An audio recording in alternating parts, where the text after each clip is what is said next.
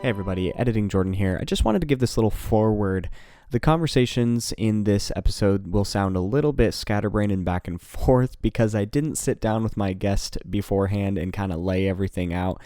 So we kind of were going at it from two different angles because I didn't create any sort of system. But I hope that you enjoy it regardless and that you learn a few things maybe, and thank you for listening.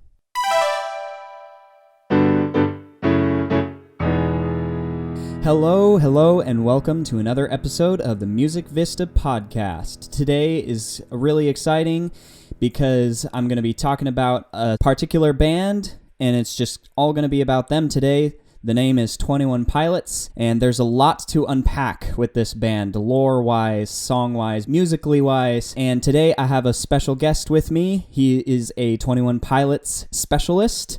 That would be a good way to put it. His name is Chris Capp. Hello, welcome to the show, Chris Capp. Hello, Jordan. It's really great to be on here, and as I just said, that would be a good way to put it. Yeah, there's a lot to cover today, and the format on this one's going to be a little bit different. This podcast is probably going to be the longest one to date, simply because it's just going to be a casual conversation between Chris and I, and we should just get right into it. Let's just get into it. Yeah. There's going to be a lot to cover.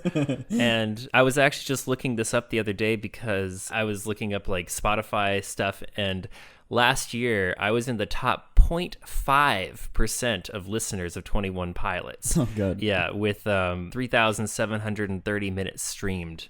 So yeah, anyway, go ahead and get right into it. Yeah, well, so to preface, 21 Pilots is a Christian band, but they explore a lot more cynical and dark concepts. That was partly how I got into this band. I think I heard Vessel first, and I was like, oh, these guys are cool. But yeah, it was when I started realizing they had a lot to say, and yeah, we can definitely dive into that. So if you go to look a lot of this stuff up on the internet, you might find some dark things or some fan theories. There's a lot of material out there that isn't directly from 21 Pilots, but I'm just a fair warning for my listeners who are in that scope. So we'll start off easy. The band is called 21 Pilots, and it's kind of an odd name because it doesn't seem like it has anything to do with the music. And it doesn't, but what it does have to do with is Tyler's fascination for random clips of history, I feel like. Yeah, it is interesting. What's funny is when they first started, when him and two other members, a lot of people think of just him and Josh, but it was Chris, Sala, and I forget the other guy's name at the moment, but they were coming up with names, and the first thought was they were going to do Slick Shoes. Kind of like that name, to be honest. I really thought that would be cool, but ultimately he landed on 21 Pilots, and that had to do with, as you were saying, his fascination for history. He was also really big into literature, kind of like things that he was doing at school, and he had read a play about a plane that went off, and this guy had built it. I think it was that he knew that there was some problems with the plane, but he was like, all right, well, we're just gonna take it off. Some faulty parts. Yeah, faulty parts. There we go. And he knew that there was faulty parts, and ultimately 21 pilots who were in this plane died because of the faulty parts. And I think that kind of gives you an idea into like his mindset. You're gonna go into a lot of dark, depressive things, but it's also like there's a deepness to it. Yeah, because the end of this play, and this play, by the way, was written by Arthur Miller. Right. And it's called, the play was All My Sons. And at the end of the play, the creator of the parts ended up committing suicide because he couldn't deal with the guilt of killing all of those pilots. That's right, yes. And, right away, most of his music dealt with what he was dealing with at the time, which was depression and suicide, which is where the logo comes from and all sorts of things we can get into. But that just gives the groundwork for, I'm going to talk about things that potentially can affect other people, potentially affect lives, and I'm going to talk about it in a way where we're going to be serious about the subject of specifically suicide, and I think that has stayed all the way through up until their latest album, especially with their closer on this last album, which we just have so much to look forward to. Yes. I think his very first, the self-titled album, there's themes of this. But it started, I think the story really started developing its flesh in Blurryface. Yes, at least in terms of the Trench story that a lot of people are very familiar with. That album really did it. Vessel would be their first kind of concept album where they took half of their songs from a prior album not many people know about, but they took the idea of the vessel that we are as people, that God made us, and you can just run through the idea of like what being a vessel is, how we're being poured into, how when we're empty, what are we longing to be filled with, and things. And that was probably the groundwork for Blurryface. But yeah, this is a concept album that is very clear, and that's when he really got stuck into that. And then Trench and Scaled and Icy are just, oh boy. Mm-hmm. Oh yeah, no, it's really fun to talk about too. I love how much time that he's invested into all of this. Like, I'm a songwriter myself, but if I was gonna be like, I'm gonna produce multiple albums, you know, over the course of my lifetime, I never would have thought to make it like this whole thing with all of these symbologies. Like, Tyler Joseph is a brilliant man. Oh, absolutely. Of course, not only in his storytelling, but in his songwriting too. He very clearly has a gift for music and using his instrumentation and his accenting in just the sound of his songs to really fill in the gaps of emotion in the story. Well, you can see that going all the way back to even before 21 Pilots, when he was like about 16 to 19 is probably when he wrote this song. But Drown being one of his first songs, just read the lyrics to that sometime. It's much more obvious, but you see his just transparency in his faith. And he even kind of knew he was going to be big to a degree, because you see him saying things like, I'm looking out at my crowd, depression and drowning, singing now the full parts of lightning revealed where the ocean stops and the sky starts. Like, first off, that lyric is just so sick. And like, yeah. And like, that was a 16 to 19-year-old, which, you know, I'm not discounting. I think that there's some awesome writers from that age range, but he just like, to know that he started there, and I think that he's only gotten better over time, is just ridiculous. Yeah, and there's clearly Holy Spirit inspiration, and some people can take it too far where they think like Tyler's an actual godsend and things like that. Yeah. And then other people believe that he has no talent. It's all just it's a matter of opinion. But, you know, growing up with the background that he has, he knows that he can hear God, he can hear the Holy Spirit, and just he took some very right steps in terms of listening to his destiny. Especially early on. Absolutely, you can just see that just so clearly. We'll get into some of the struggles that he is very transparent about later, which is so unique too, with some alt press stuff. But to start though with Blurryface, talk about that. I guess I'm curious. Yeah, I'm curious to see how you mess this up, Jordan. Not at all. So, well, I just wanted to lay out the more macro parts of the lore, being things that will help listeners from any level, whether you're a bystander or you're really invested in the band. I want to just give the audience some things that they can take away and basically be able to notice patterns and notice trends and hear very specific things. When they hear a new 21 Pilots song, they can be like, ah, yes, I understand that reference. You know what I mean? Totally. Blurryface had a lot of imagery, symbolism, especially in their live performances, where they use colors to signify a lot of things. They use specific sounds and filters to signify specific things. And you'll see this pattern with 21 Pilots everywhere you look. Mm-hmm. So in Blurryface, one of the main things is, you can correct me at any point, Chris, that you feel like it needs more explanation, but yeah. So Blurryface is kind of this alter ego of Tyler Joseph. It's the insecurities. It's everything that Tyler dislikes or isn't sure about himself. And so in the Blurryface era, this actually, I know a few people that were diverted away from 21 Pilots because of the imagery that they had in Blurryface, because it looked really dark, and they're like, these people look satanic. And intentionally so, yeah. So 21 Pilots isn't everyone's thing, no. But it really has to do with the art and the symbology, if you're into that sort of thing. And cynicism. Honestly, if you didn't grow up with a worldview of kind of, cynicism, then you won't relate as much. That's just how it is. Oh, absolutely. Yeah, I guess to drop in a little bit on this too, the Blurryface album was essentially the way that a lot of people first heard them. And I think what made them kind of unique is, especially since, this whole podcast you're talking about writing music and lyricism, and he brought a concept song and made it very popular just based around my name's Blurryface and I care what you think. And not only is he presenting the entire concept of an album to everyone in the world, because I think that, if not Heathens at this point, but I believe that Stressed Out is still their number one song. He presented a deep concept that everyone understood so implicitly, and so, like, everyone deals with insecurities. And the symbology that he went into, like, he went into Norse mythology to find the little symbols that they would use for the album cover and stuff. And if this sounds like insider baseball and you're like, holy moly, like, what did I just get myself into? I understand, because that's how I felt when I got into it. But what's beautiful about his music and his lyrics is, like, he makes the music so poppy and so easy for just the average listener to get into. The lyrics have a depth to them, but you don't have to understand all of it to just feel like you're in it. Well, maybe you would in Trench and Scaled and Icy, but that's a different story.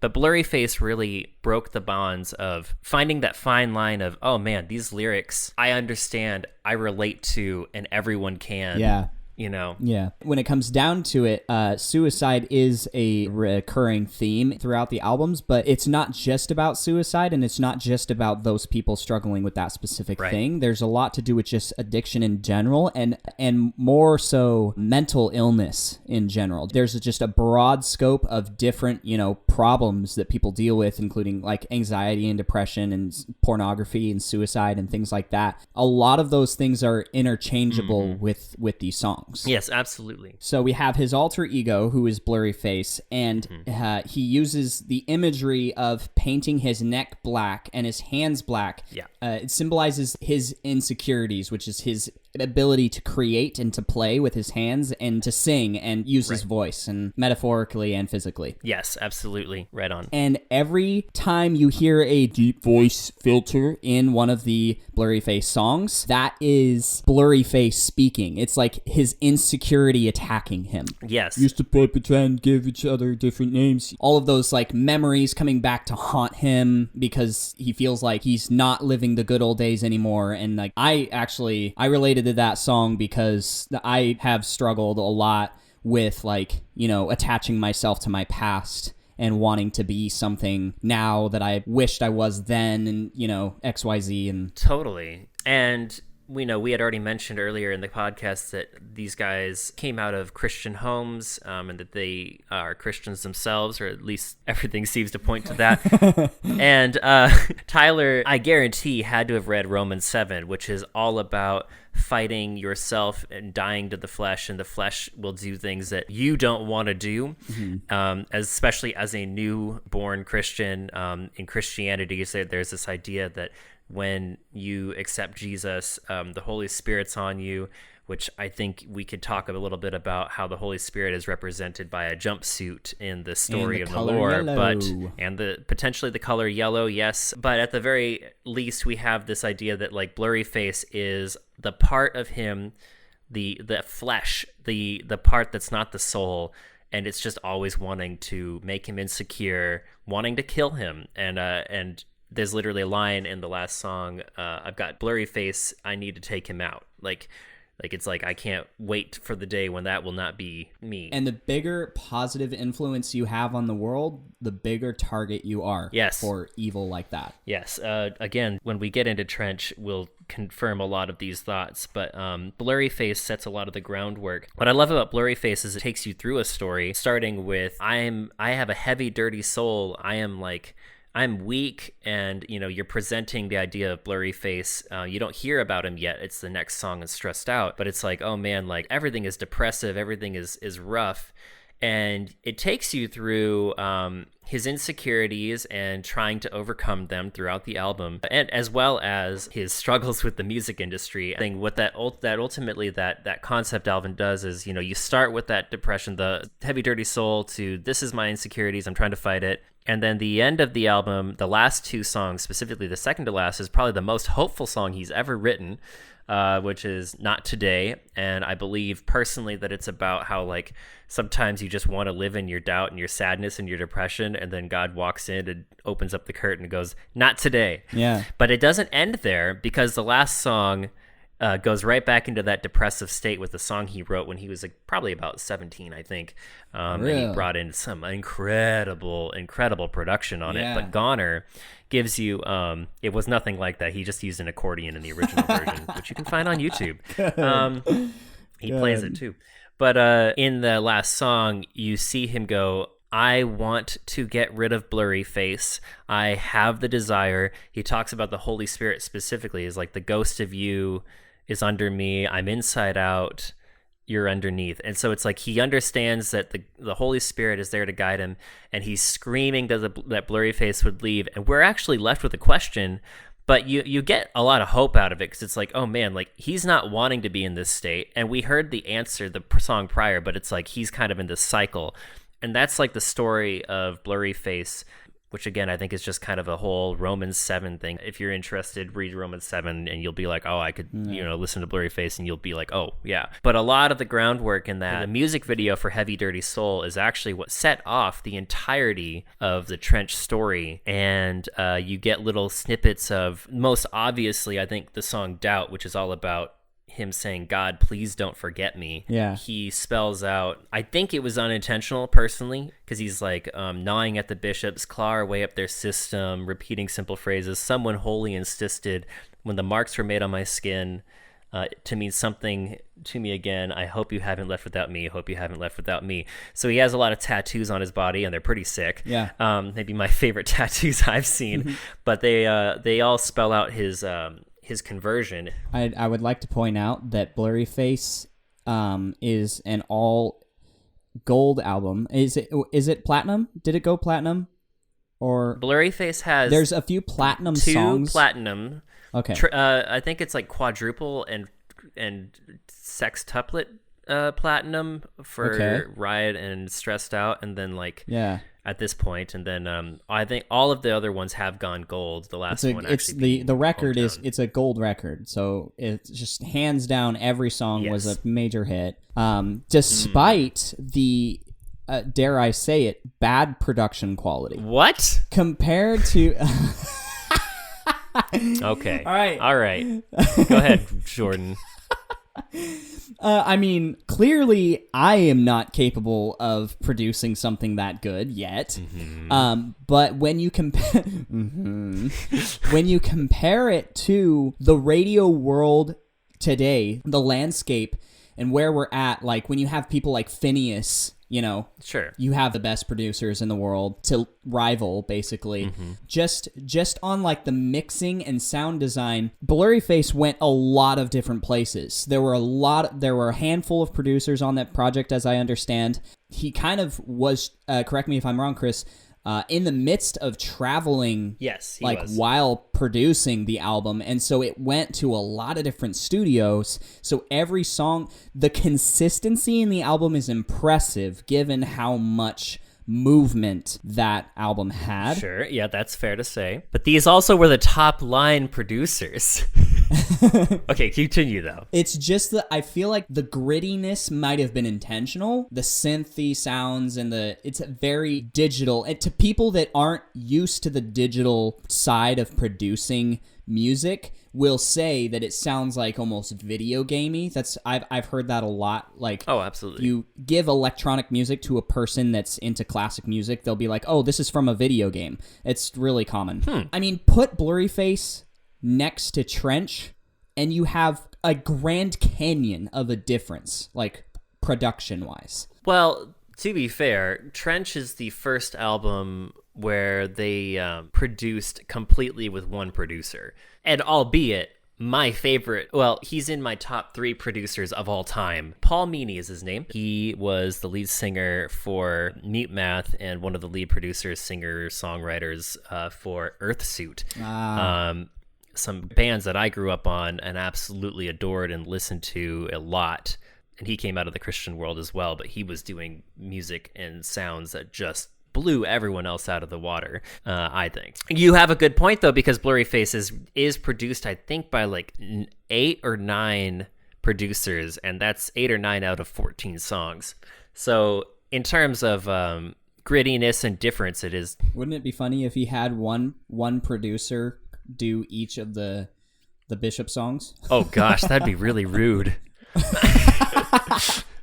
Considering that in the story, the bishops are the bad guys, that's why I say it's rude. Because it's like the whole like music production world, thing again. Yeah, that'd be hilarious. So I feel like we should like really lay out the details of the Blurryface album, because we've been talking a lot about just all of the generic things around it, and the history. And I love that material because it makes us sound like we actually know our stuff, because we do. But I feel like we need to lay out the more nitty gritty, if that makes sense. Yep. Of course, I was one of the plebeians that started hearing about 21 Pilots when Blurryface came out. Sure. I heard Ride, I heard Stressed Out, and I was like, okay, they're all right. I didn't pay much attention to it until Heathens came out, and I was like, now wait a minute. And the only reason I heard Heathens, I think, is because it was publicized so much due to the Suicide Squad movie. Right. Yeah, and, which I didn't see. I'm not really into DC, but... you didn't miss much.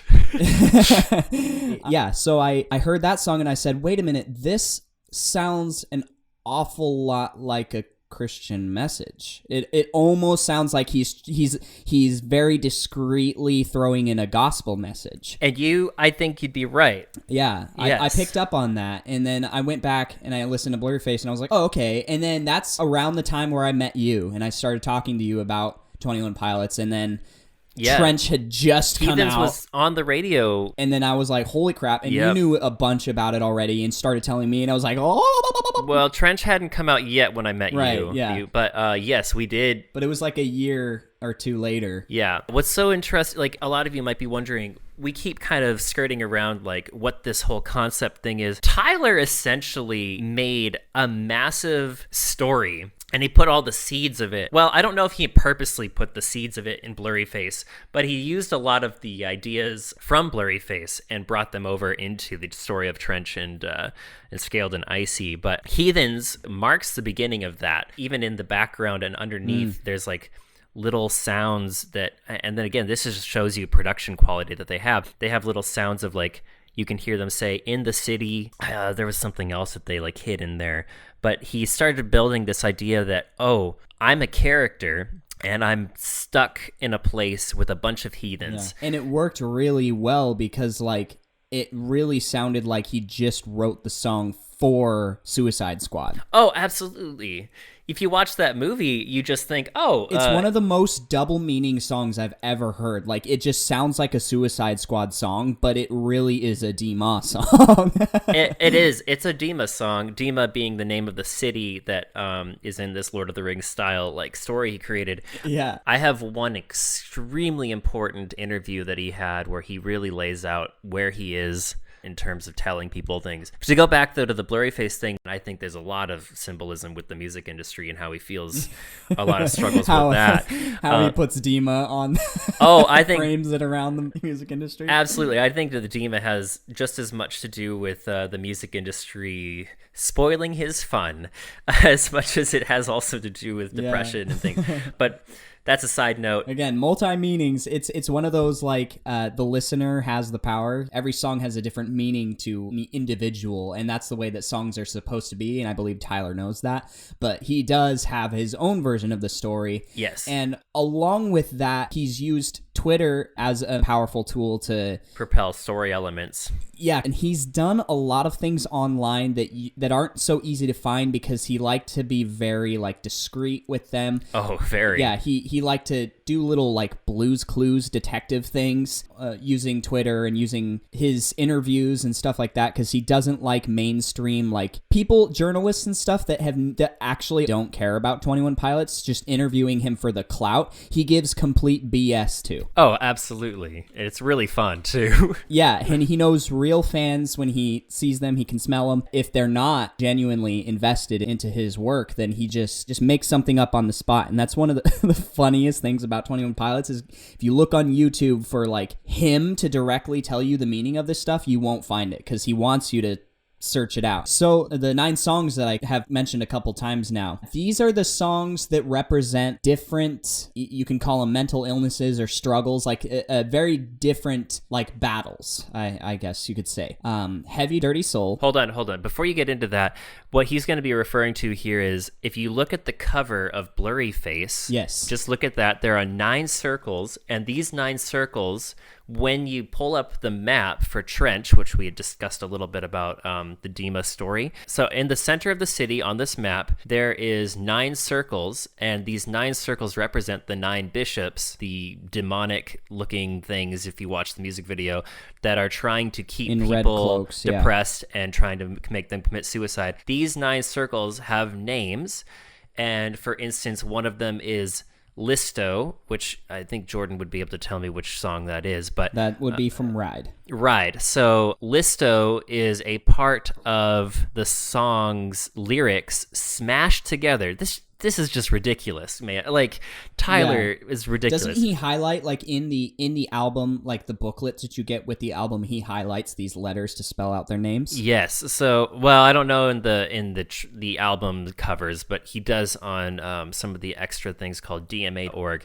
Anyway, Listo is a part of the lyrics to that song on Ride. List of. Yes, list of is the words he says, and he just took off the F and smashed those together and then made that a name of one of the bishops in these 9 circles represented on Blurryface, which are now in the center of the city. If you could follow that, congratulations, you are now a little part of the 21 Pilots elite, which...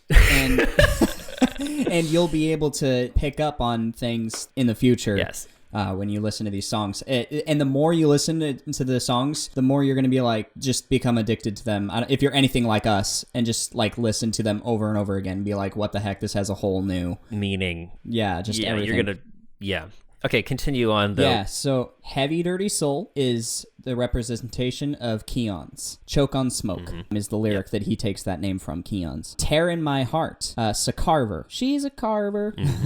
And Ride would be Listo. Polarize is Lisden. Feel is in Denial is the lyric there. Doubt is Raisdro. Temperature is dropping. Lane Boy is Vitomo. Alive Tomorrow. Will they be alive tomorrow? Fairly Local is Andre. It comes from the lyrics and repeat. Stressed Out is where Nico comes from, and it's actually a slightly altered When I Got, so it uses a G, Nigo, but it sounds like Nico. That is a running theory. That last one is a theory because we don't know. Nico could just be completely his own thing. Yeah. But that's just from other... Anyway, but yes. And Goner has Nils. Down I'll Slip is where that lyric comes from. Now, 2 of these 9 circles are highlighted red. Yep. And I believe that, correct me if I'm wrong again, Ride Listo is Josh Dunn's bishop. I had not heard that theory, but that makes sense. Keon's is Clancy's bishop. And Stressed Out, Nico, is Tyler's bishop. Okay. And now there's other things around Nico too that we should explain historically. So Nicholas Bourbaki is the full bishop's name. I don't think any of the other bishops have full names. No, not that we know of yet or ever.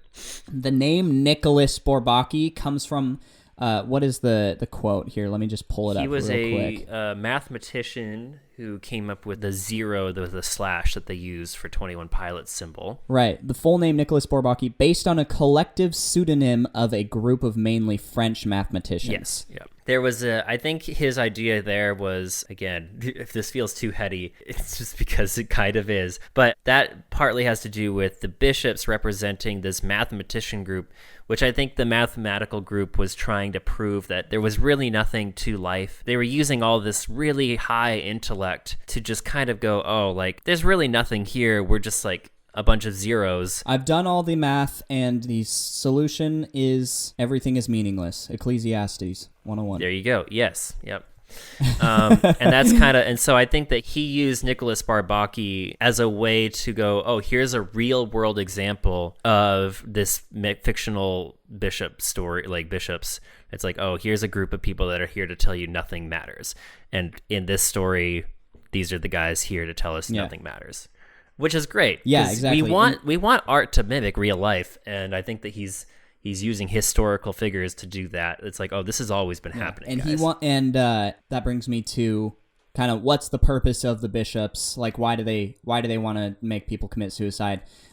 It's a cult, and again, they are representations of our demons, for lack of a better word. They are the thing we're giving our insecurities and our anxieties a character and a body to represent them with, and fighting them. Right. So we're creating things, physical images in this story. This is a lot of Tyler's purpose, is to just make a physical thing to be able to express and to process the things that we deal with in a visual light. Right. So the bishops are part of Dima, and Dima roughly translates Tower of Silence, correct? I don't know if it translates to that, but that is, the Tower of Silence is what he used as the inspiration for Dima. So the Tower of Silence is a thing in, I think it was India? I believe it's India, from Zoroastrianism, which is it is technically the oldest practiced religion in the world, supposedly, which is basically in their religion, they believed in one God, and when you passed on from this earth, they brought you to this concrete circle out in the middle of nowhere, and they would drop the bodies into these little trenches. They would drop you into these little things, and then the vultures would come from like around and just eat off the bodies, and that was like a way to kind of complete a cycle of life. And the religion died due to the lack of vultures, as I understand. Yes, that was, it's still technically practiced, but it's dying so hard because there's just not enough vultures in that part of India. And that's why it fascinated Tyler enough to make it part of his story. Is because it's something that's unique and it's dying, and he wanted to bring it to light. Which, if you look at the cover of Trench, you have a vulture on there, and that has so much to do with it. Yeah. So that's just, again, to point to Tyler's fascination to literature. And death.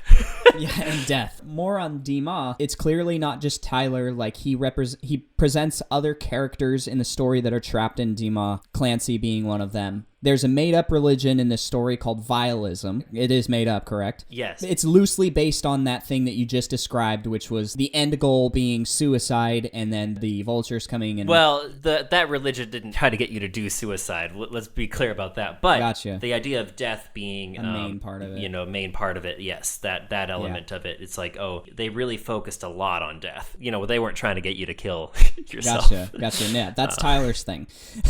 Yeah, that's Tyler's thing. That's he brought in his own element for that. And I think actually, I don't know because I haven't watched The Village, but the movie The Village has like these bishops, and they try to get like the people to do stuff. And I think Josh Dunn's favorite movie was The Village for a while, so I think there's an element of him bringing in the bishops from that, because I think they were called bishops in that. But I don't know enough about that. That's just more of a little nod to a cult. Right. Okay. So we can roll into Trench using everything we just said, because we've kind of already brought up Trench a little bit to define the bishops, because it was more about Tyler and Blurryface, and then in Trench he really focused on the city and the bishops and the people surrounding Tyler, which I think that's my favorite part of this whole journey. Is not just the jumpsuit and like representing the Holy Spirit, but representing the people that create the Banditos. I'm almost like starting to cry right here. That's good. As we said earlier, like Blurryface had a lot of the seeds. The story of Trench, as what kind of he calls it, or Dima, really started with the song Heathens, and where you built the city and stuff. And then we had our first video, and I flipped out because it's still my favorite video 21 Pilots has ever created, but it was called Jumpsuit. And man, not only is that song a banger, when you watch the video, you get an introduction of this demonic looking bishop riding out, and Tyler, who we presume at this point is Clancy because of some extra material, again, found on dma.org, when it's not actually down. They do like to take that down randomly. We see him waking up in this little... Wait, so the main bishop in that music video is Keon's, not Nico? Correct. Oh, okay. Yeah, it is interesting. Still not sure all of what all the bishops mean at this point. I always assumed each bishop was a, like, I don't think this is a correct phrase, but mental illness. A battle. Each one represents a different battle. I agree. That's what the songs, you know, why the songs correlate to the characters. Totally. Yeah. And the reason that Nico came from Stressed Out is because that's Tyler Joseph's, like, consistent battle that he mentions in so many of his songs. Absolutely. Yeah. So in that video, he's found in a trench waking up, and this demon bishop comes out. In it, we get the idea that now the jumpsuit might actually not be the Holy Spirit. That is just my very highly. That's your theory. I think that it's pretty likely that it's right, but okay. But it's representing something at least of him having a protection. The jumpsuit is a protection from these bishops. But the bishop comes out and touches Tyler on the neck, and that's where the first time we visibly see an encounter where the black that we talked about in the concerts on his neck and his hands come from. And he just like puts 2 lines on his neck, and then the next shot we see him following this bishop, and his whole neck is just covered in black. And he's singing a song of defeat. He's just like, I'll be right there. You just grab my throat and lift me in the air. And like, basically he's just like, I'm defeated. And we're like, what is this? What's happening? And then he starts scream singing, Jumpsuit, cover me. After as you were saying, something very beautiful happens. All these friends, banditos, come out and just start throwing these beautiful yellow flowers. The bishops cannot see yellow. Okay, yeah, I want to pause right there and talk about yellow. Yes, go for it. So, like, the jumpsuits, you can see in the music videos, they have yellow taped all around them. The flower petals are yellow, and even further on, if we get into Scaled and Icy, the dragon, there's some yellow in that album too, and we'll get to that. And that is one thing. The bishops, I believe the bishops cannot see it. It's a defense mechanism against the bishops. But the banditos are people that have escaped Dima. They're the rebellion, you know, and they have their own community, and they are trench. They are the people in the trenches, so you could say outside of the city, right? Basically at war with Dima, or just consistently escaping and helping others escape. And in this music video, Jumpsuit, they're protecting Clancy, aka Tyler. I don't know if they're protecting him. They're giving him hope, though, I think, because they don't really interfere outside of throwing these flowers, but you get the sense that, like, they wake him up to the reality of, like, oh my gosh, like, I should not be listening to this bishop. Yeah. At that point in the video, in the song, it's very defeated and very defeating sounding.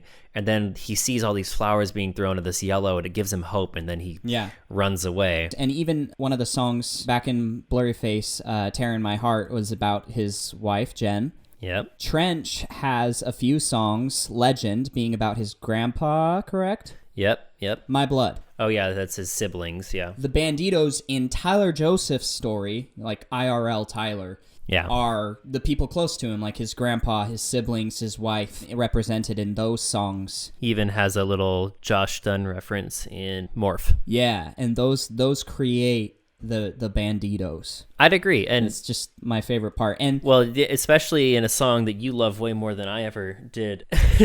He talks about Lean on My Pride. I just love the really, like, hoppy songs, the ones that are really fun and bouncy. I like those ones. Absolutely. The song I'm referring to, though, is Cut My Lip.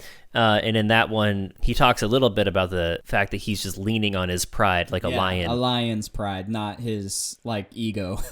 Right. Though I think it has a double meaning, but it probably it is probably more about his his lion's pride. But I feel like he just always puts double meanings everywhere. So I don't think I think it's more of you could read into it, but I don't think it's his main goal in it. Oh, but yes. Speaking of that, leaning on his ego, this is like a side tangent, but Chris and I had this cool conversation about the hype a couple years back. Yeah. I'll link my essay in the description of this podcast. I wrote this thing that I was really proud of. Mm-hmm. Chris seemed to like it too. I did. Where the hype in in Trench is really, like, robotic and kind of, again, a little bit brooding, a little bit, I have this angst, this pain. I have to forget about myself when I'm in concert, and I have to forget what people are saying when I'm, you know, in my own personal life, things like that. I can't let this affect me. Also, for just talking about it, for those of you who are here mainly for the music side, they totally riffed on Wonderwall. And just little side note, which is a lot of fun. Listen to Wonderwall and then listen to the Trench version of Hype, and you'll be like, oh. Anyway, continue. Yeah. So the reason I brought up this side tangent, because we were talking about his ego in the bridge of the Hype Trench version. He says, I don't know which way I'm going, but I can hear my way around. And when he was on tour in Berlin, he went to a studio, and with his free time, he made a remix of the Hype. You can find it on YouTube, or I'll link it in my description. It's called the Hype Berlin. And he completely removed a bunch of the lyrics and changed other parts of the lyrics. And this is years after the release of Trench. Yeah, about 2 years after. Yeah, and he changes the bridge from I can hear my way around to I can hear the way. Right. Chris and I have been really keying in on Tyler's heart, not just with his story. We've actually been focused on Tyler, the real person. Right. Because we've been concerned at times about, where he stands in his faith, where he's going as a Christian and as a believer. Yes, as a believer, absolutely. This is where I think this is the perfect time for me to bring in the best article we have. This is from Alt Press, which is probably the only legitimate interviewers who actually touch on what do you actually mean, Tyler? Come on, be serious. And Tyler loves it because he's like, dang it, I can't even escape you guys. And he just gets the best interviews out of them. But I'll read a good portion of this just because I think a lot of this is important to our conversation. But in it, it's he said, Leave the City, which is the closing track of the recently released Trench, connects the singer's story of Trench to his Christian belief system in a way that is solemn and poignant. And Tyler said this, he said, I really thought it was a great way to close the record. Once I started creating the song, I knew that I wasn't going to name the place that I'm going to.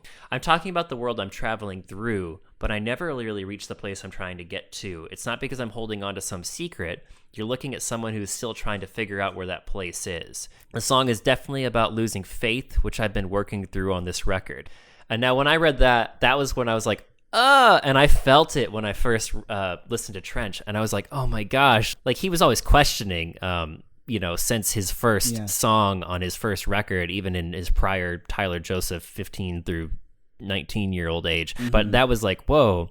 And then he goes on to say, it's something that may have moved the needle for me during the Blurryface record and touring cycle. Trench is like saying I found the sense that I was there, but actually saying, guys, I know where it is, follow me, and you're going to come to our show, and I'll tell you about it. But I don't have that answer yet. But at the very end of the song, it says, these faces facing me, they know what I mean. That's me on stage looking at them. But that was the place I was trying to get to all along. So basically he's saying, I want to be able to tell you guys, there's a heaven, and this is how you get there. But he doesn't have that answer yet, and he's just I'd rather just be at a place where I'm you guys know where I'm at. I know you guys. Let's just be through this together.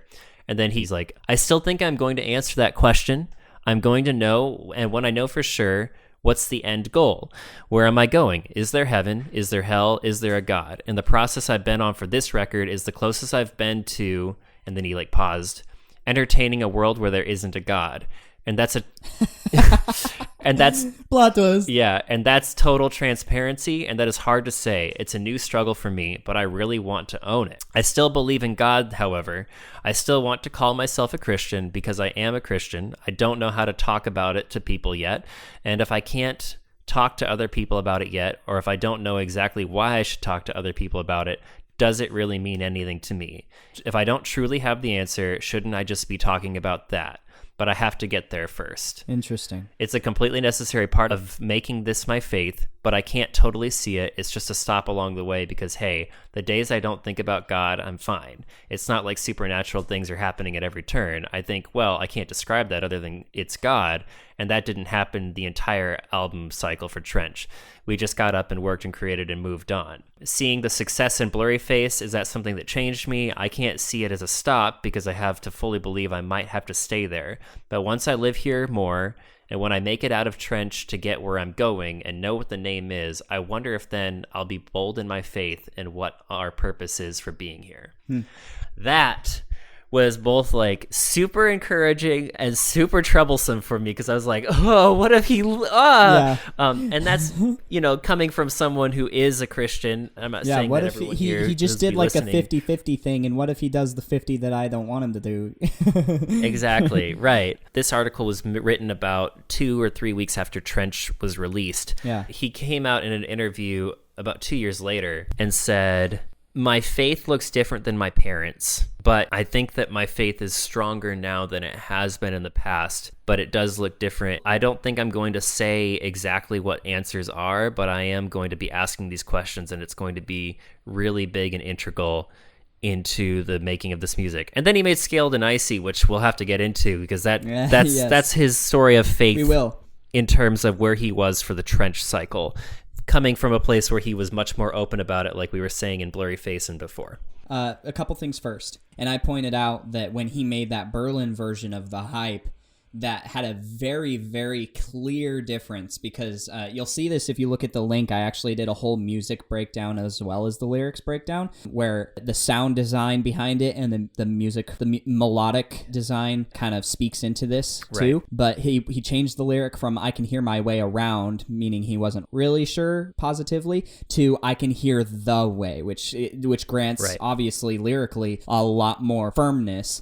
But also it changed chord progressions at that moment. It went from being F, G, E minor, A minor throughout the whole course of that remix back into F, C, G, which were not the same chords of the Trench version because it's a different key, but they are the same numerically. So it would be like 4, 1, 5. There's no minor chord in there, which means it's a more like dominant idea. There's a few things to note about Trench still before we move on to the next album. I would like to bring up Neon Gravestones. I think amongst the audience, Neon Gravestones gets brushed over. I feel like do you think that's true? It's just kind of a boring song compared to the other ones. It started off with like a really high hype, and then it got drowned out by other songs that I do think might be better, but it's sad because there was so much put into it, and it's also the only song that I think they made that was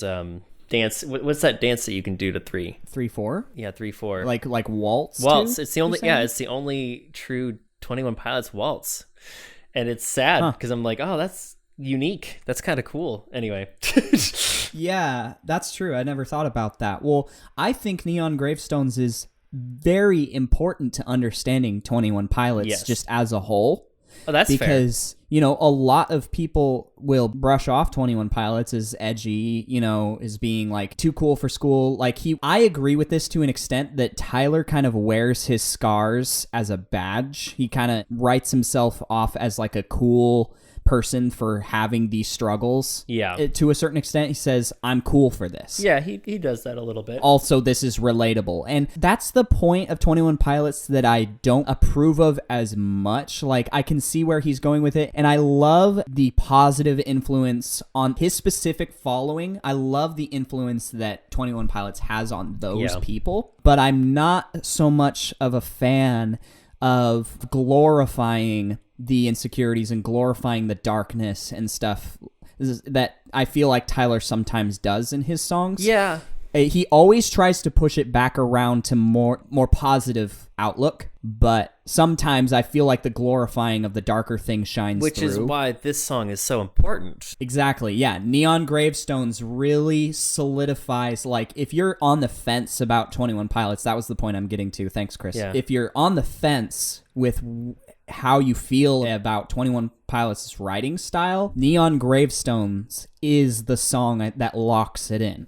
Yes, I think there might be a handful of other ones, but like what 21 Pilots has become in terms of its storytelling and everything, this is addressing suicide specifically head on, which we had one other song that is no longer in the public side because it was drowned out in the album that got taken off in their ramen deal. Other than that, I really can only think of one other song on Vessel that really hits it, but that doesn't hit any of the story elements of the Trench storyline. This hits the idea of this is a bad thing. Suicide is a bad thing.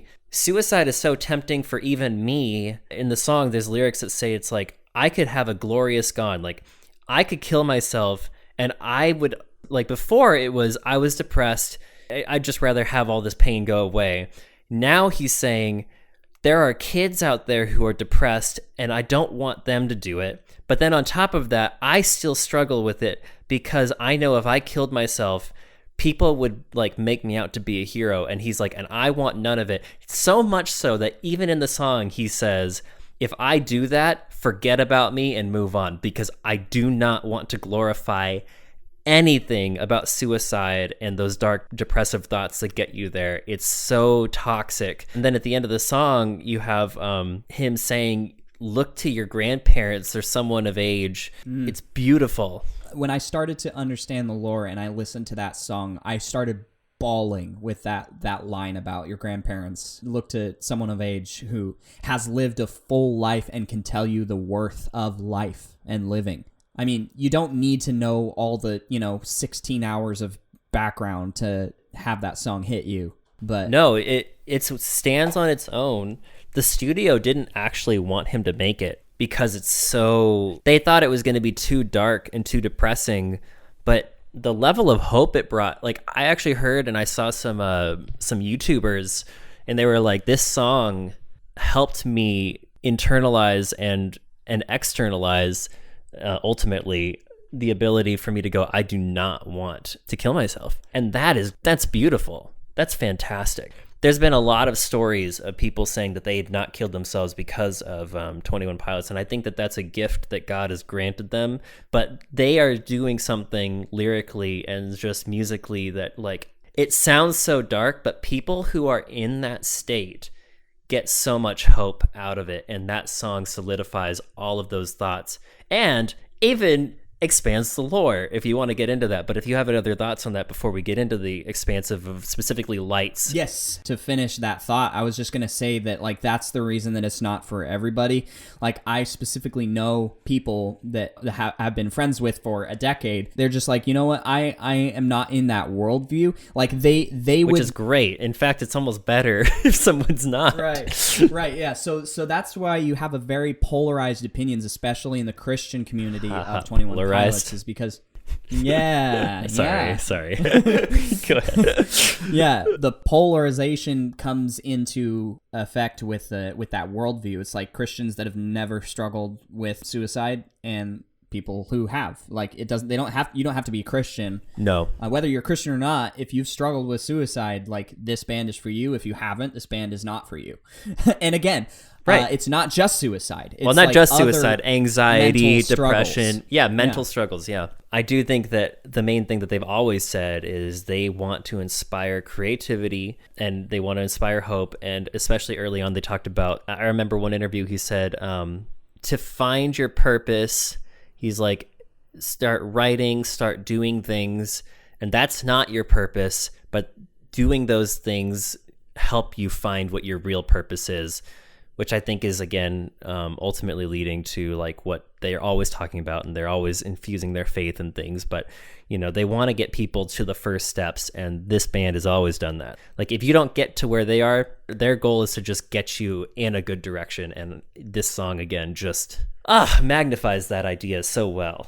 Yeah, so let's talk about the lights and how that is in the lore. All right, so I'll give the best of what I know.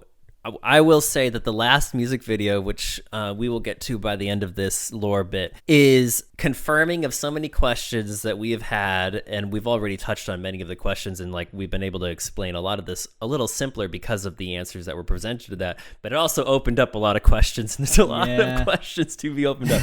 But basically what the simple version of this is we see gravestones in this latest video, I believe, as well as in their little practices of their cultish seances and things. They will infuse neon lights, and it's a false light, it's a cold light, which is something we find out from some of the journal entries in the DMA website. And the banditos, they do not use any sort of like flashlights or anything, they use fire. And there is a running theme that he's always talked about, like it's like the fire brings in a natural level, like we need to get back to the roots of like what was created for us. Let's not create and make something a real heat, right? And that's why in the leave the city, he said, "It's a heatless fire." Doesn't he say that in Neon Gravestones? Oh, that's right. Yeah, that's right. Heatless fires in that one. We were both wrong right here. The lyrics, "I recently discovered it's a heatless fire," is from the song Bandito from the album Trench. And he's just trying to keep the embers going and leave the city because he's like, I want a warmth. I want a reality to this light. I want the sun and I want the fire. I'd rather be in the real world and not whatever you're creating. Yeah. That's a deeper message of the methodology of their cults and things is a false light, much like, if you're looking at anything religious, this is across the board religion, but like you're always looking for true light versus false light. Yeah. Obviously with Christian undertones, there's a lot, but yeah, that's just across the board. And again, that's another thing that I feel like why Neon Gravestones is such an important track to 21 Pilots as a whole is because a lot of it is the more time you spend in your own head, the less attuned you are to reality. And Tyler spends, I can relate to this, a lot of time in his head, like too much time in his head, it becomes toxic. I've been thinking too much, help me, as the song Ride says, but it's true. And that's all heatless flame. Exactly. I constantly, even now, have to remind myself of that. I make up things in my head that aren't actually the case, and that just does me harm for no reason. Right. Yeah, that's another thing that he talks about in so many of his songs, which is if you look at the map, it looks like a brain. And I think he's just like, these dark thoughts are coming from an external force. It's almost like the bishops in many ways, if you're just getting down to it, are much like, because they do look demonic, like they're the demons that are always coming at you. Mm-hmm. They're an external force that are trying to ruin who you are. And this world that is there is always under attack from it. He goes through cycles, and trying to break cycles is what his last Instagram feed was about his last video. And he's trying to control these demons. He's trying to control himself, and he's trying to do it with help of others, and he's trying to get us to a place of like, what are these answers? Where do we find a way to control this world that is basically our brain? And so many voices will tell us things. It's like he's always fighting voices in his head. He's fighting himself, and it's like, there's another way out of this. There's got to be a way to overcome these things, and we are on that journey with him right now. And where he's going to land, I'm really hoping he lands in a very healthy spot. But we'll see. Yeah. So, but he's got a good track record so far. Yeah. Let's end it on Leave the City, and then go into Scaled and Icy. Yeah, so I guess the only thing with Leave the City then that's prior that is there's a song called Banditos, and he talks about the long road out of the city and how it's like, you have to journey out. But in the music video series, if you watch them in order, the last thing we saw before Scaled and Icy had any of their videos come out was he was captured by the demon bishops, and he was brought back to the city, and we go into Scaled and Icy. Boom. Which, where my expertise comes in, I just absolutely love the transition. I mean, we had 3 years between Scaled and Icy and Trench. Scaled and Icy being the most recent one to the date of this podcast. It was supposed to be so much sooner, but we had a big issue in the world that happened. Yeah, we had the pandemic, and in that 3 years was Level of Concern, and then we had Scaled and Icy. So musicality wise, I love playing Leave the City right next to Good Day, which is the first song in Scaled and Icy. The transition, like Leave the City is a very slow, very sober, long-winded song that ends kind of like in a fade out, and then you come in with a fade in and some, peppy drums for Good Day. And they just slam that keyboard on the same chord that they ended Leave the City with. And it's just one of the most amazing, album transitions I've experienced. Oh, it's yeah. So fun. I bet there are other bands who've done it, but there aren't many bands who've tried to go, I'm going to really connect albums. Yeah. Across albums. Yeah. I could probably think of, Pink Floyd maybe, but outside of that, I really can't think of it. One of the things I'd say leading into that was during that 3-year break, they started releasing some things, and one of them being they released a Christmas album, and I did not know this. Or not album, Christmas song. And Okay. it was probably it's probably one of my least favorite Wait, songs, which song to be is it? honest. And Christmas Saves the Year is what it's called. I It's didn't fine. hear it. It's totally fine. But on the album cover, he had a little secret thing with a Psy on it, a scaled and icy. But a Psy is It's like a ninja knife. a ninja knife, right?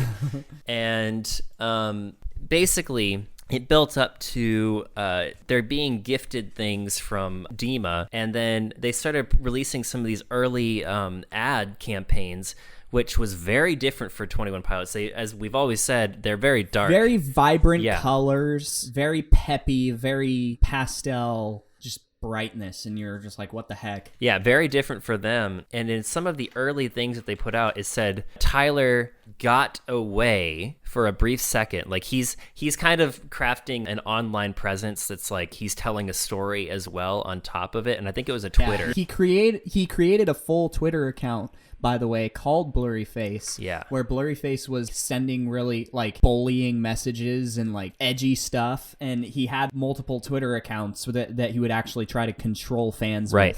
with, which is really fun. Yeah, it's very interesting. And in that, his character, Clancy, gets away, or it was him. I forget if it was Tyler or Clancy, but he let out this message that said, this next album, don't trust anything on it. And then silence, and then we go into this album, and the big companion piece with it is the live concert where we see the opening is he is been captured, and now he's being used as a propaganda machine for Dima. And it is interesting. It's pretty creepy. It's nightmare fuel, some would say. But In poppy blues and pinks. yeah, poppy blues and pinks, and it kind of caricaturizes like, washed up journalists and interviewers that like have tried to get something out of Tyler. And you can just see in the live stream, which has been since taken down because he doesn't want people like having it, because that's the way Tyler is. I think they will release it after this movie is released in theaters, but yeah.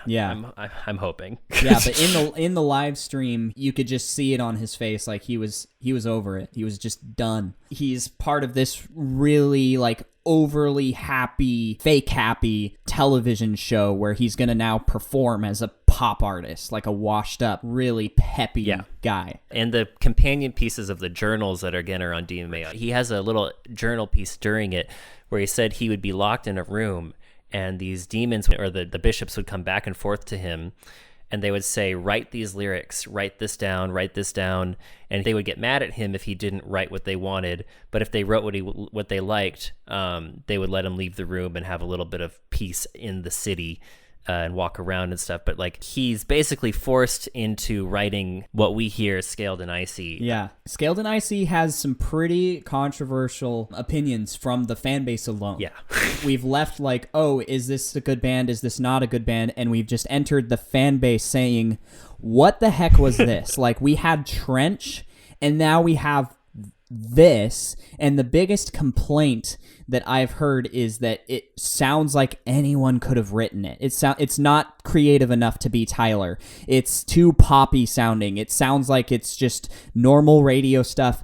And I'm sitting there going, that is the point. Exactly. That's the point. And they rebuttal with, that's just lazy. You can't use your lore as an excuse to make bad products. And yeah, exactly. Like, what are you gonna do? There are two songs that I don't particularly like on this album, but most of them are real bops, and they are good. Is it? Wait. Let me guess which ones it is. Yeah, go for it. Bounce Man. Yep. And let me look at the discography really quick. Saturday.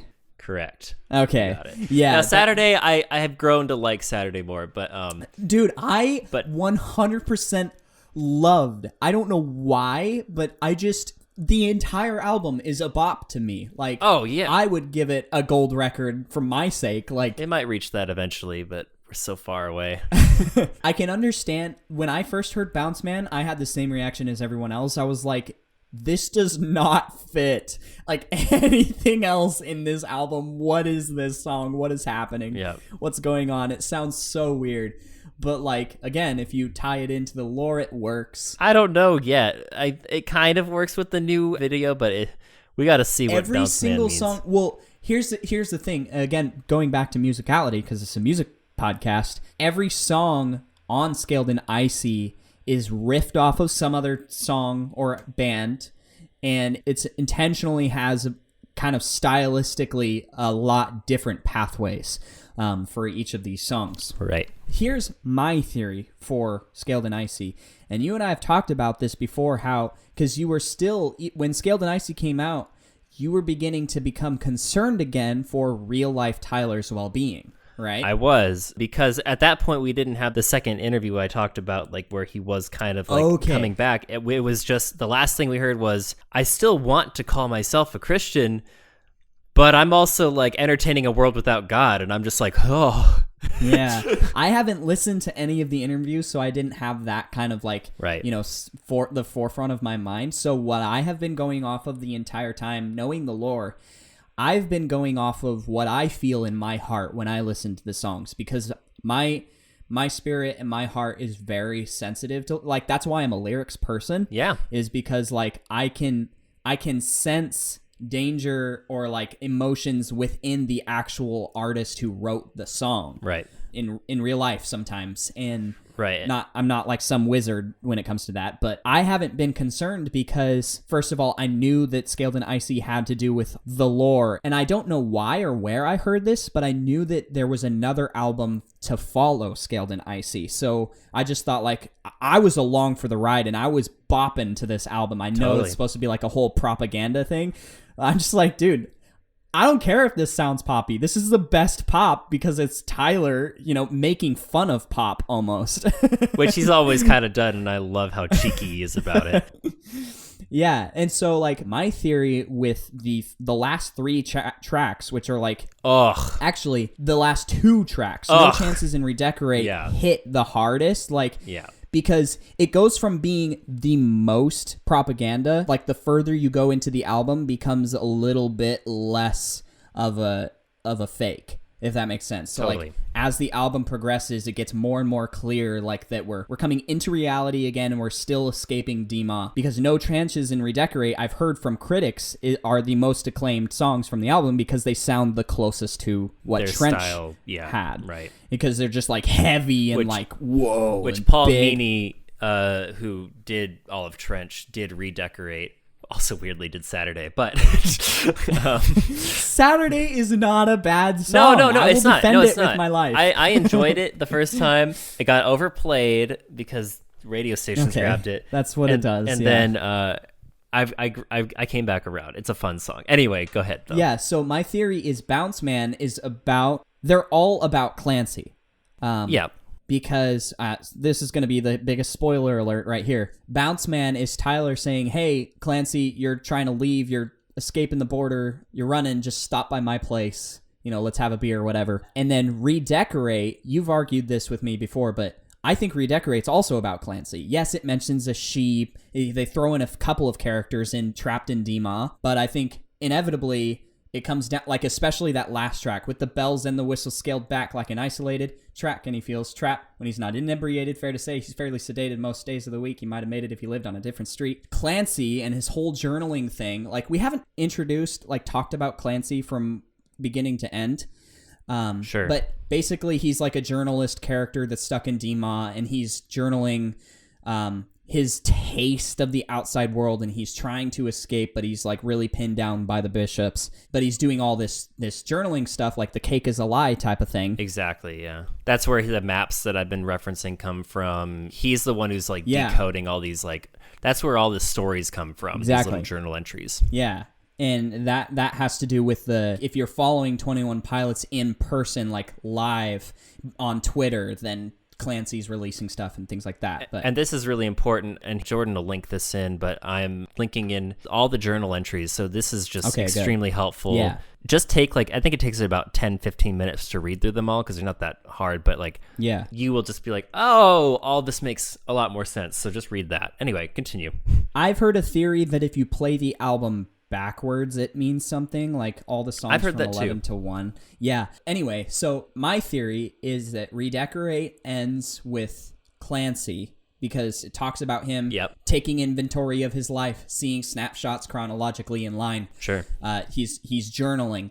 And then it ends with him dying because if you rearrange the letters of Scaled and Icy, you can spell Clancy is dead. Yes, yep. Which is like the darkest part of the story. Right. I also mentioned that Chris and I have kind of like clashed on where do we think Tyler is in real life. Mm-hmm. So what I picked up from this album was there was a lot of themes about the ocean.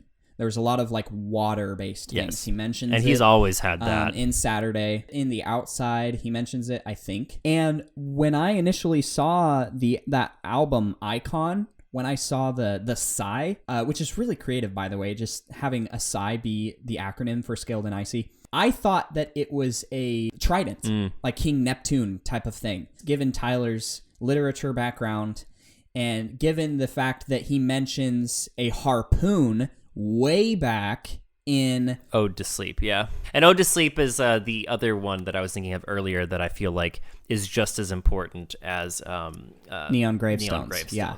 But I think those are the two, like, if you had to pinnacle down to exactly what 21 Pilots was in two songs, it'd be those two. Anyway, continue. Yeah, the pillars are Ode to Sleep and Neon Gravestones.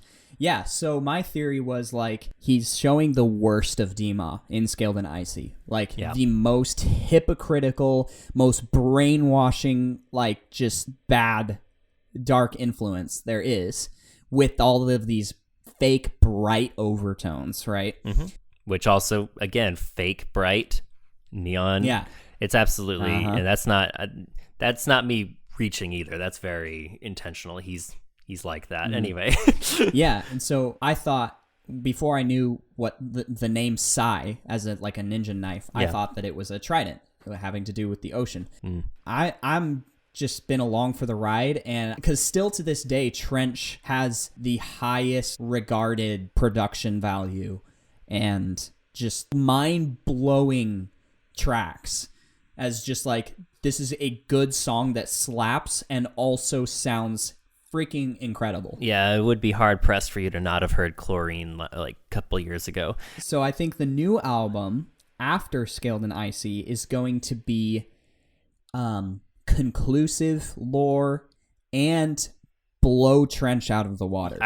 I want to believe that too, and I have a feeling that you're going to be right because he's talked about how he has changed his sound over the years, and I think he's going to do a little bit of a return to form. It's going to be a little more like Vessel and a little more like Blurryface this next album, but it's going to be, I'm hoping, and I'm getting the sense that from Scaled and Icy, it's like Scaled and Icy is such a happy-go-lucky kind of sound that he said was just very instrumental in helping him like overcome a lot of just like mulling in my darkness, and yet he's writing technically he's writing the worst lyrics he's ever written because there's no hope to be found in almost any of these songs. Right. Oh, real quick side tangent about the Psy logo. What's unique about that was all the way up until Scaled and Icy, the logo specifically was a sign of hope because if you look at the logo, there's a line with a dash and then later a slash. And the slash is pointed away from the line and the dash.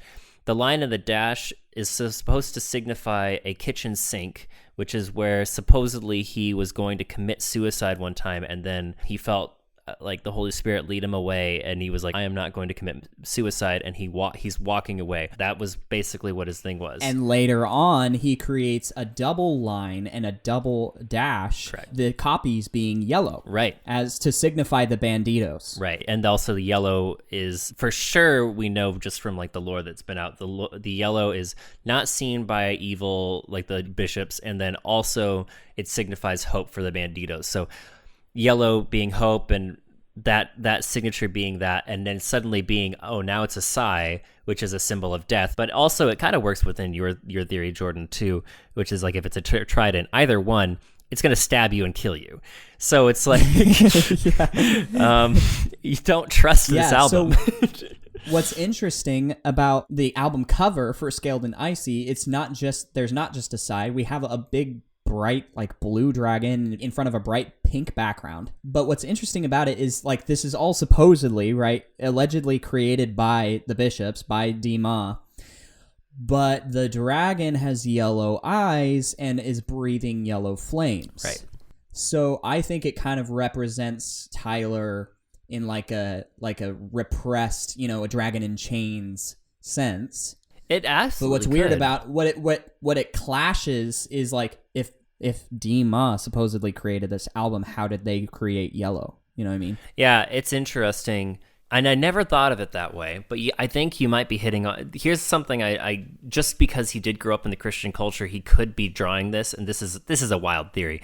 But if he grew up reading the Narnia books, which I feel like there's a lot of connections even in his stories to that, there's this character named Eustace who becomes a dragon, and he is still the boy inside. And if it is true that the yellow eyes represent, like, there's something that these bishops can't see, then that would mean that, well, at the end of the story in the Narnia, to just finish that, is the boy meets Aslan, this kind of Christ figure in the books, and he rips him out of this dragon scaly skin, and he becomes, like, the boy is revealed. Well, in Trench, there's this awesome song. Now we're going back to Trench, but I think it's very important. In Levitate, he says, "My heart is with you hiding, but my mind's not made." And it's always been quite clear to me that that's him talking about his relationship with God. He did say that this is like his first time entertaining a world without God, but this dragon cover very much could cover that idea, because it's like he's got yellow eyes, and also in that same song he said, "I learned to fire breathe when I was in the 7th grade," and in 7th grade he became a Christian. And that's right. I did make that connection before. I forgot about that. Yeah, so because he became a Christian in 7th grade, and he's like, if this is like a Eustace style story that he's like pulling from for his own story, then that could be the boys and the dragon. This is all hearsay. I don't know, but it's interesting. It is, yeah. I was just gonna say, like, Levitate is the most bombshell of a song that he's ever dropped. Awesome. Like, I watched some videos from some people that are not fans of 21 Pilots, and they're like, wow, this production style's crap, like, I don't like this. And of course, like, I wouldn't listen to the music that they're into, so their opinion is like kind of void to me. But I'm listening to what they have to say about 21 Pilots, and you know, they rush through Vessel, they rush through Blurryface, and then they get to Levitate, and they're like, oh my gosh, this is the best song that he's ever written. It's like it's just like, he can spit some bars. Your face. Yeah, absolutely. To kind of keep going in on the Scaled and Icy, though, they did a live performance, which we've talked a little bit about, and the story of that is right after he'd been captured, we hadn't really seen him since. He is now like a lead singer for this like show that they put on. And we get little glimpses of the two people that are putting on the show. They're like old people, but then their faces start melting. And it's real creepy. And it's kind of like the deterioration of the music industry and things like that. But they're like still talking really high pitch and like peppy, and you could buy our album as their faces are melting. But they're like dying, slowly. But at the end of that, this alarm goes off and everyone just books it.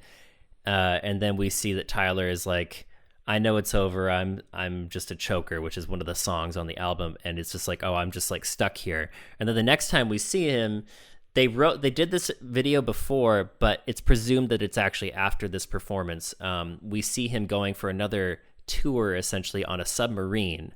And that's for the music video Saturday. And during that, a dragon comes, breaks the submarine, and we find out from the journal entries there's like these bishops that are running the submarine, but we find out that they're not actually real bishops. They're just a bunch of phonies taking over, which I'm not really sure what that means yet. I don't know what that means yet, but we just know that after that, it's like he gets freed, and then he washes up on shore in the last video, which I feel like that's where a lot of our meat from, we can still talk a little bit more about Scaled and Icy, but I think in terms of like trying to get everyone on page of the lore so we can start talking about the songs soon, I think that's about where we're at. So the last video just released for the song The Outside, and he washes up on shore. And if you'd like to talk a little bit about this part, Jordan, go ahead, because if there's anything else that you want to touch on before we get into it. But so, well, I mean, I remember having the conversation with you about like, you know, where's Tyler at and everything, and I was just hyped for Scaled and Icy, like I said. Not worried at all for Tyler's well-being, right. as I maybe should have been. But I was talking about my ocean theory, because that's been the recurring theme. And lo and behold, this new music video coming out had a lot to do with the ocean, and I was like, who freaking called it? I did. But what we haven't talked about conclusively, you and I, is where that song ended, because I actually did have a couple questions. Which song, by the way, or just for clarification? The Outside, the music video. Okay, yep. Yeah, so first of all, there was a cameo appearance. I mean, aside from Josh Dunn, who's kind of been, in and out as a Bandito. Who's representing, for those of you who don't know, because, again, this is just a lot of things to cover. He's been representing the solid friend from the Banditos that has just been helping him out. Anyway. Yeah, so aside from Josh's cameo, we also get shirted for, surprisingly. Josh was wearing a shirt. I love that. We get a whole cave full of those creatures, weird freaking things. The Ned creatures, Yeah, that were in Chlorine for some reason. I still don't understand what that creature represents. Yes, I do have a pretty solid idea, because I think he's kind of confirmed what those are. So in this video, Chlorine, which seemed to have nothing to do, like the song has so much to do with the lore, but in the music video, it's just him and Josh running up with a chlorine bucket thing to like a pool, and then when they get there, there's this little white creature that kind of looks like a troll and an elf. It's weird. It's so weird. And like a furry bunny. Like, I don't know how else to say it. But he keeps pouring chlorine into this pool, and then finally this little Ned thing jumps in, and then as he's swimming around, these antlers start forming. Now, I had no idea what it was. And then at the end of that song, which is also interesting just to note, is one of like 2 or 3 references in the entire Trench and Scaled and Icy story where he kind of talks about God and like how he's like sorry he forgot him and he's asking God to build him up, which could lead into this. But the Ned character is supposedly his creativity, like Tyler's, a living embodiment of his creativity. And that creature is something he created. And so as that creature grows, it's a sign of, when I write songs, it's like my little creative buddy sprouts. It's like, the antlers form, and these antlers are like a representation of, this thing that I created is growing, and it's getting, bigger and whatever. And so, which is very important, because when we go into the music video, he washes up on shore, and Josh, who is also along with him for this journey, he kind of shows up. He wasn't caught, but he showed up at the concert, and I think in a way it's like guides him to this place where these little creative creatures are, and they go into a cave, and there's like a bunch of them. But then what's unique is all these creative beings are tied to the demon bishops psychokinetically. So we jump to a scene where these demon bishops are doing a seance again. They kill one of the bishops with like knives and stuff, and they put him in a circle of neon lights. And then we see the dragon that had destroyed the submarine underneath the water die, and his lights go out in his eyes and stuff. And you're like, what the? So Tyler then is guided by these little creatures called Neds, little troll elf things, and they guide him through this place where the Ned that might have been Tyler's, I guess, I don't know, takes his antlers off and gives it to Tyler. Well, Clancy in this version. And then Tyler picks up the antlers and then does according to the journal entries that he's written, does the same thing that the demons do, but now he's controlling the dead body of the demon bishop that they just sacrificed. They just killed. And then Tyler, he kind of does a dance. It is like a screw you, I'm like in charge here. And you're like, what the heck? And then I can't tell, because the bishops have 2 kind of mentalities. Half of the bishops seem like they're freaked out, and then the other half seem like they're proud.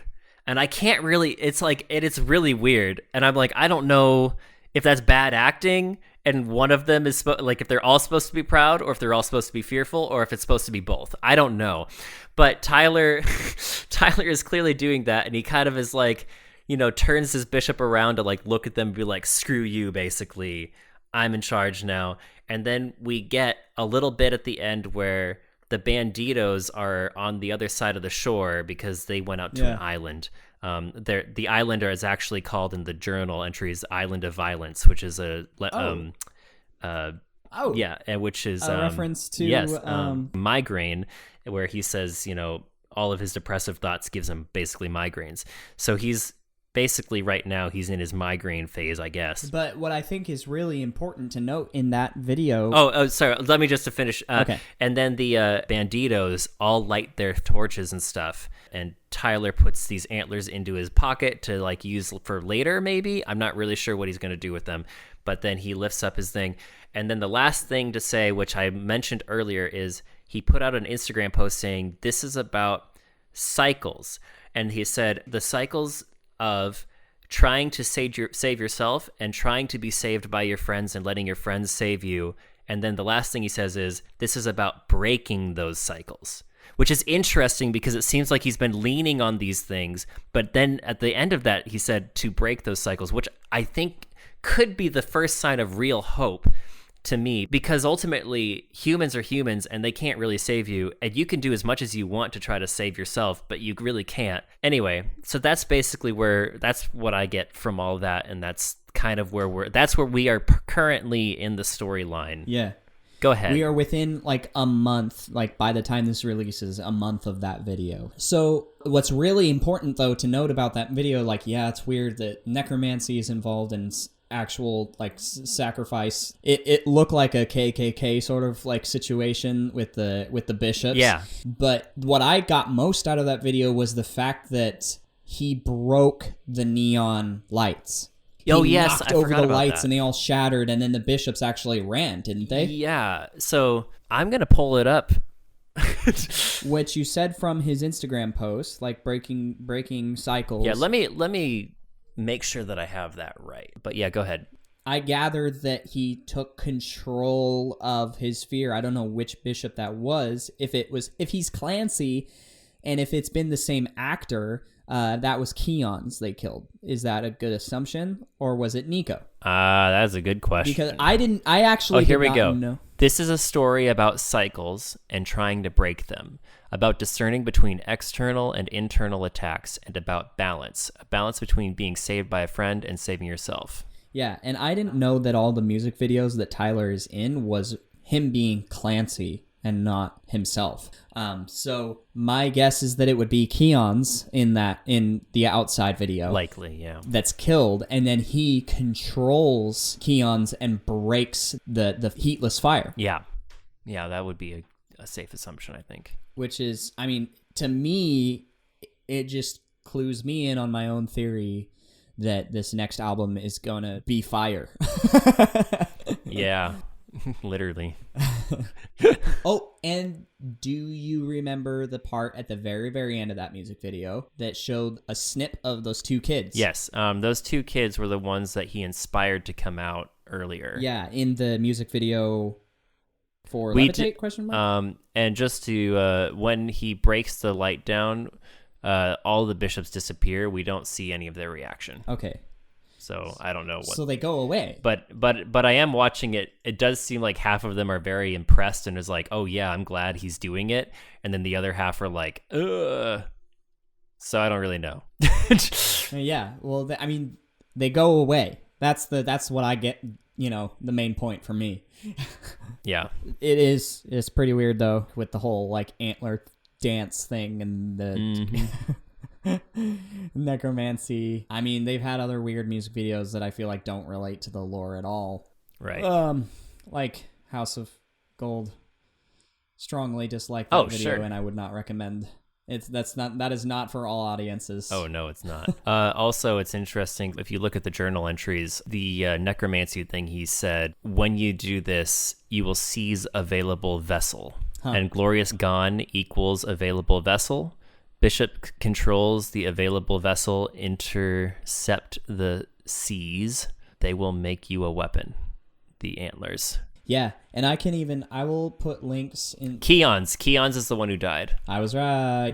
And by the way, all my descriptions are a Google Drive link. It's a redirect to just a document where I put a bunch of links because the podcast website doesn't allow me to post a giant description. If you guys want even more little details on the lore, I will post a video by Brad Taste in Music where he takes two girls from Twitter who are big fangirls of 21 Pilots. Their names are Kars and Chey. They're on Twitter, and they're literally 21 Pilots' biggest fans, and they have all this information about the background and stuff. That video, Brad Taste in Music, I will advise, it's got language in it. Brad's not in the circle of people I typically talk about. Very different audience around him, so use your discretion on that video. But it's just those two girls educate him on all the 21 Pilots lore.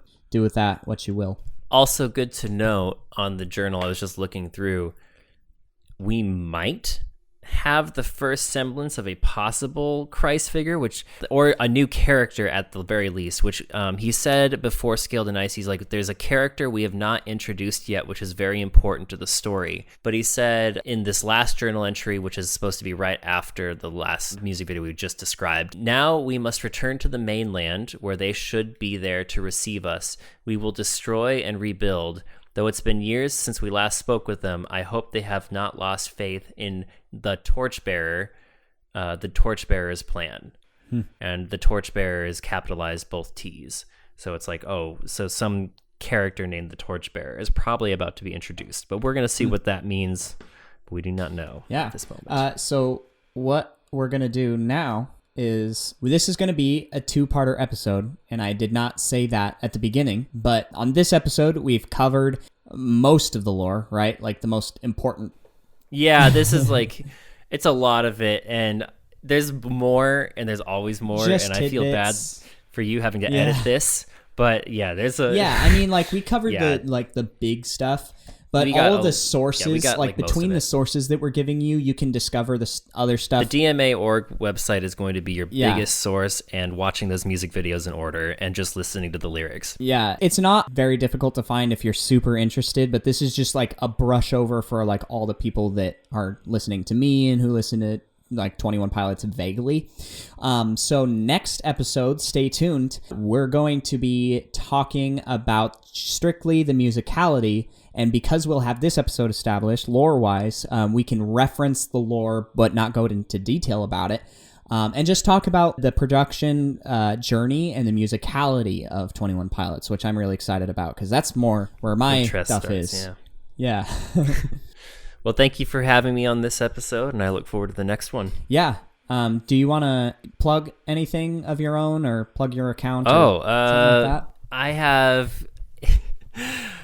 I do a lot of short film making, and if you are interested in seeing any of the stuff that I've worked on, right now it's very unorganized, but you can go onto the Capster 2 on YouTube, and that is THECAPP, because my last name is Cap, STER2, number 2. And then if you look up on there is a playlist that I have. I think I called it Chris Cap Films. And I just have all the stuff that I've worked on. So if you're interested in seeing any of the things that I make, which I've got a couple big things and I'm really excited to be posting soon, but that will have links to those things that I've worked on. So excellent. Yeah. We'll see you in the next episode, Chris, which is see you 5 in the minutes. Next episode. Yeah, for us it'll be 5 minutes, and if you choose, it could be 5 minutes for you. But I hope you've enjoyed this, and I think if you got really bogged down by that, you might have a little more fun with this next one. But we are going to reference a lot of this lore, so yep. Yeah. Yeah, that's about all I got. All right. See you guys in the next episode. Bye.